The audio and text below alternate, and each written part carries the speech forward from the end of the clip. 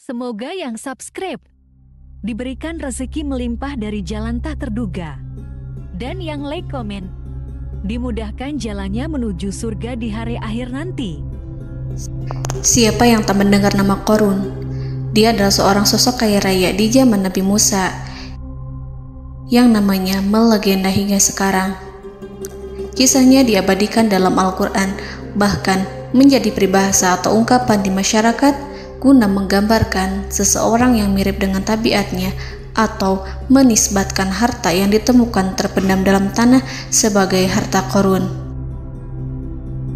Qorun adalah miliarder kaya raya yang hidup sejaman dengan Nabi Musa. Saking kaya rayanya, Qorun setiap kali keluar dari rumahnya, ia didampingi dengan 300 pelayan laki-laki dan 300 pelayan perempuan.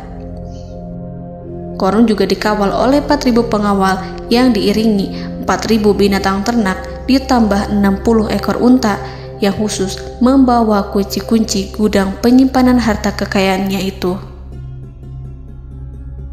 Itu dilakukan semata-mata sebagai bentuk kesombongan bahwa dialah manusia paling kaya, paling terhormat, dan memiliki pengikut setia. Ia merasa lebih mulia dibandingkan Nabi Musa alaihissalam. Orang-orang tentu saja akan penasaran seberapa banyak harta kekayaan Qorun jika pengawal dan pembawa kunci gudang kekayaannya sebanyak itu. Lalu berapa banyakkah harta yang dimiliki Qorun yang disimpan di dalam gudangnya tersebut?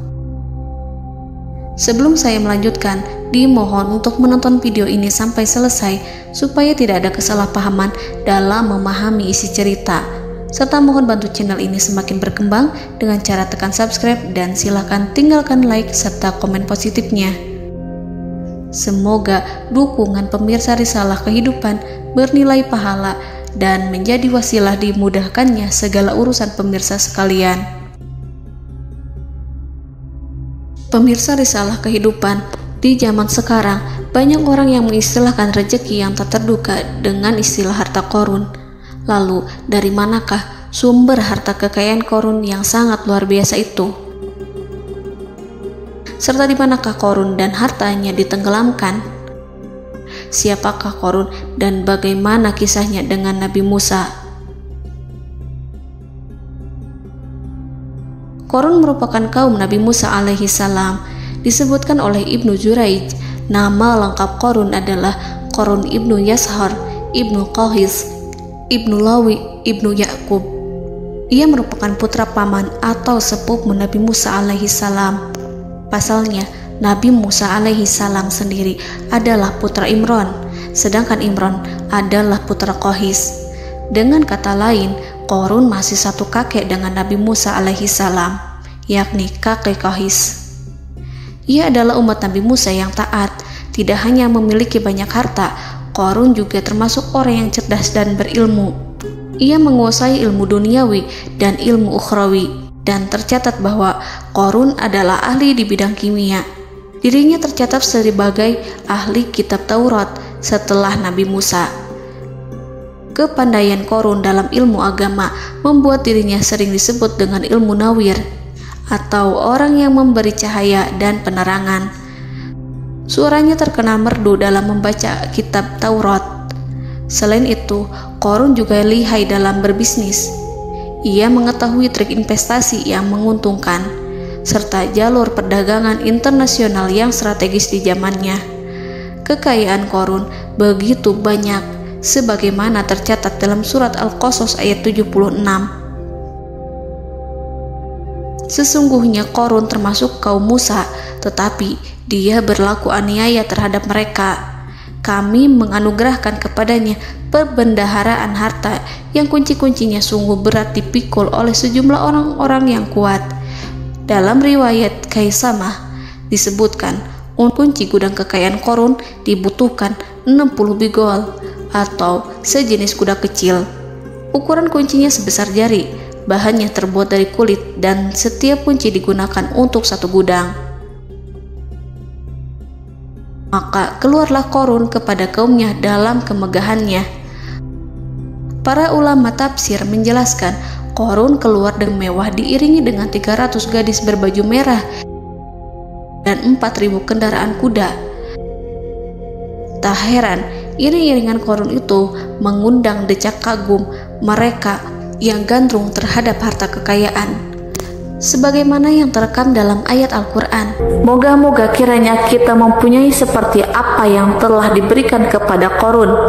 Sesungguhnya ia benar-benar mempunyai keberuntungan yang besar. Quran Surat Al-Qasas ayat 79. Namun tak sedikit kaumnya yang mengingatkan. Ingatlah ketika kaumnya berkata kepadanya, janganlah engkau terlalu bangga, sesungguhnya Allah tidak menyukai orang-orang yang terlalu membanggakan diri atau farihin.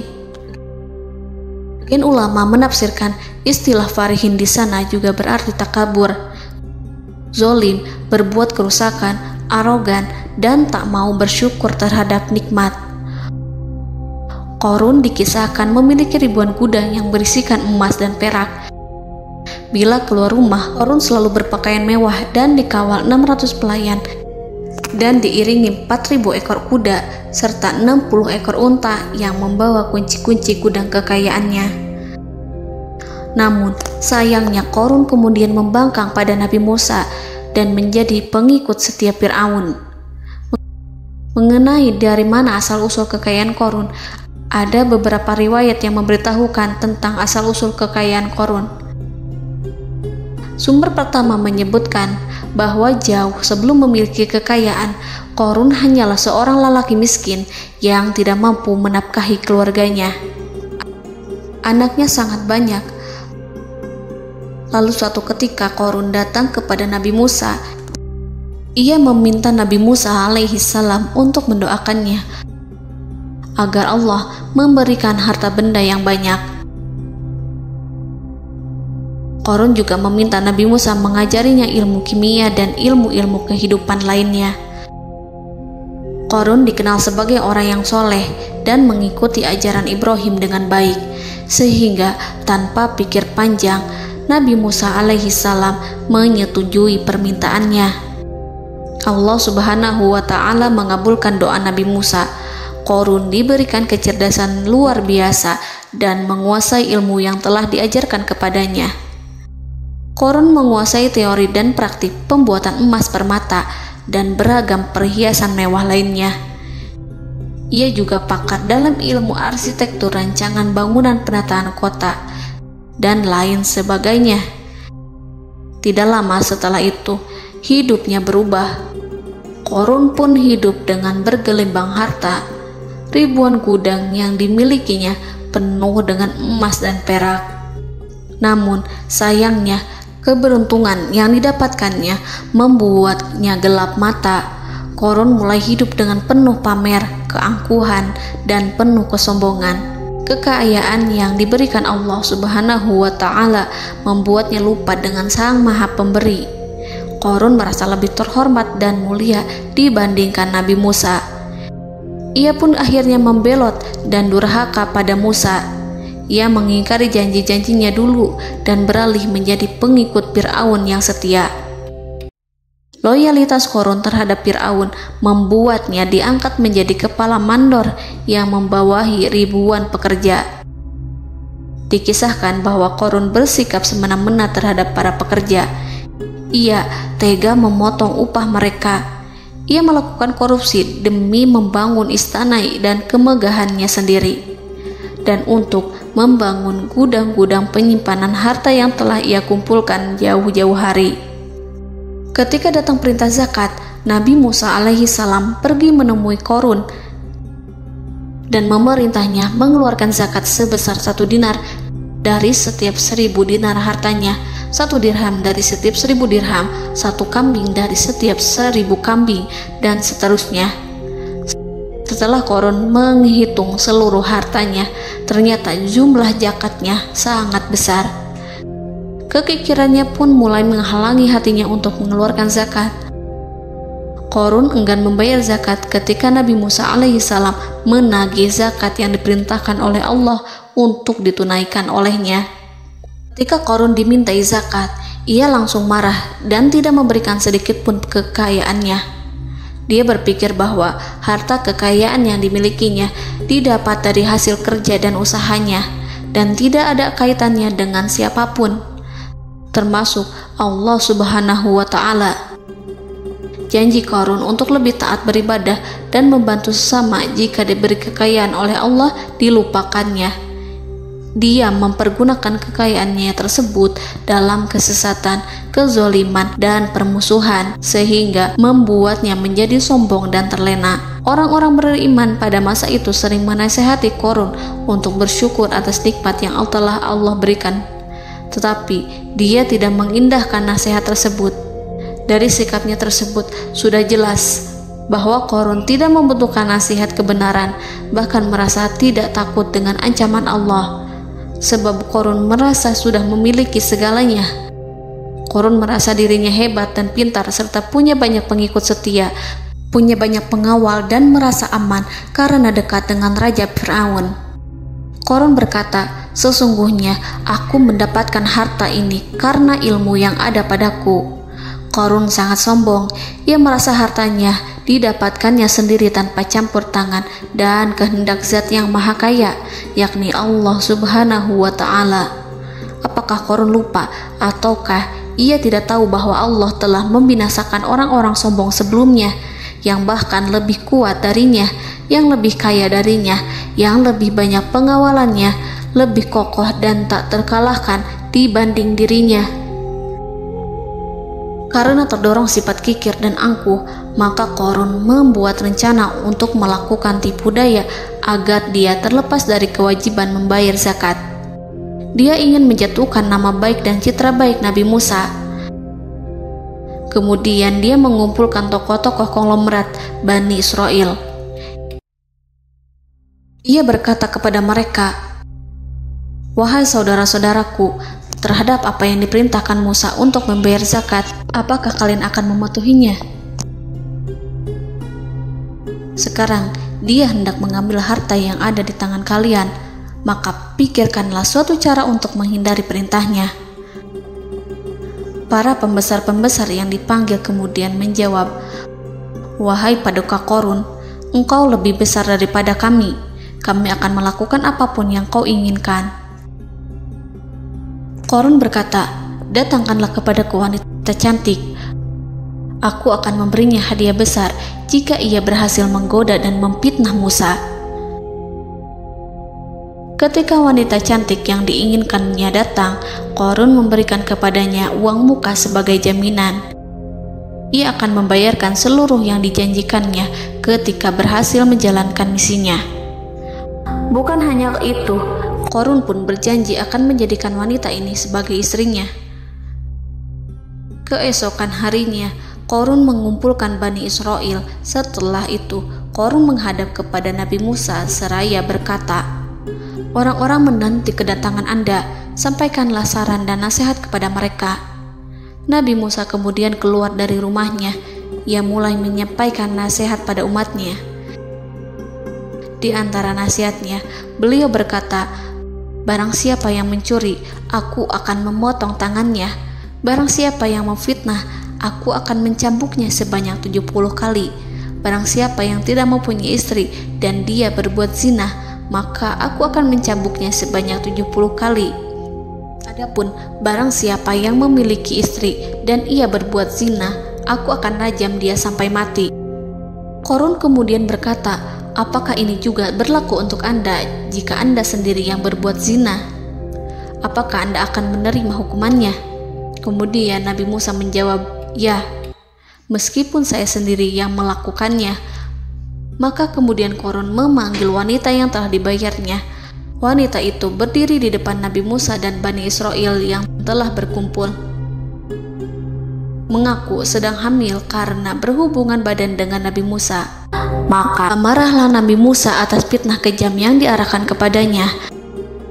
Kemudian Nabi Musa melakukan sholat 2 rakaat, lalu mendatangi wanita itu dan menyumpahnya agar mengatakan siapa yang menyuruhnya.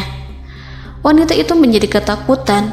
Ia bergemetar di depan Nabi Musa dan mengaku bahwa yang menyuruhnya adalah Qarun.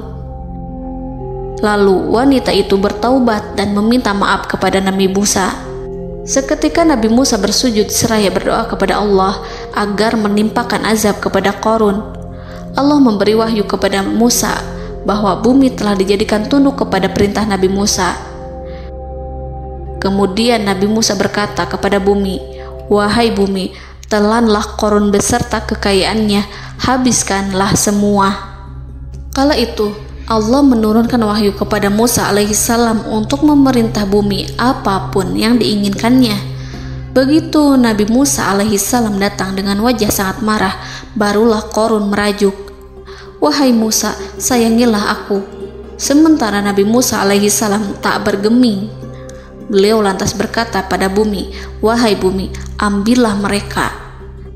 Seketika rumah Qarun mulai bergetar. Qarun dan antek-anteknya mulai dibenamkan hingga bagian lututnya. Rumahnya ikut turun sedalam lutut. Qarun kembali merajuk, "Sayangilah aku Musa." Rumahnya kembali berguncang. Kini Qarun dan kawan-kawannya kembali terbenam hingga pusar. Demikian pula rumahnya. Qarun terus merajuk, "Wahai Musa, sayangilah aku."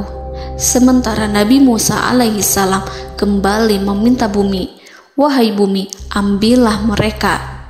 Rumah Qarun berguncang lagi, sementara Qarun dan kawan-kawannya terus terbenam hingga bagian tenggorokannya. Demikian pula rumahnya. Qarun lagi-lagi menjerit, "Wahai Musa, sayangilah aku." Namun Nabi Musa alaihissalam tak bergeming. Beliau terus meminta bumi menelannya hingga akhirnya Qarun dan kawan-kawannya hilang seluruhnya ditelan bumi. Tak lama setelah itu Allah berkata, "Wahai Musa, apa yang membuatmu bersikap demikian? Padahal demi kemuliaanku, andai dia Qarun berdoa kepadaku, niscaya aku akan rahmati.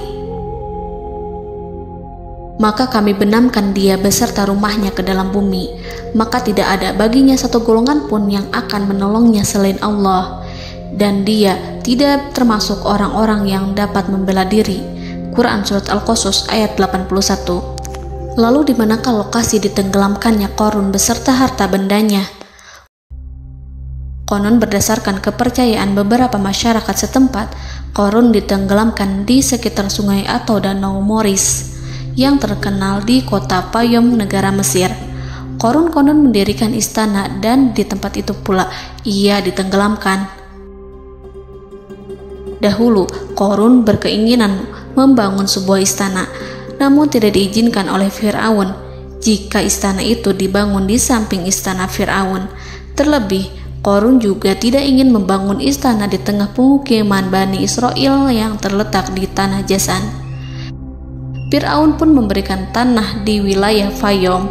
Kemudian di tepi sungai Payom inilah Qarun membangun istananya yang megah, dan di dalamnya ia membangun Al-Khunuj, gudang penyimpanan harta berisi emas dan perak. Salah satu bukti arkeologis yang dapat dijumpai di lokasi tersebut adalah runtuhan bangunan yang diduga sebagai tempat tinggal Qarun yang berjarak sekitar 2 km dari Danau Qarun. Menurut beberapa sumber, bangunan yang masih berdiri kokoh tersebut adalah benteng yang dibangun oleh Qarun. Namun ada juga yang mengatakan bahwa bangunan tersebut adalah tempat tinggalnya. Wallahu a'lam. Semoga kita semua dijadikan orang yang Allah mampukan menjadi orang kaya namun tidak seperti Qarun,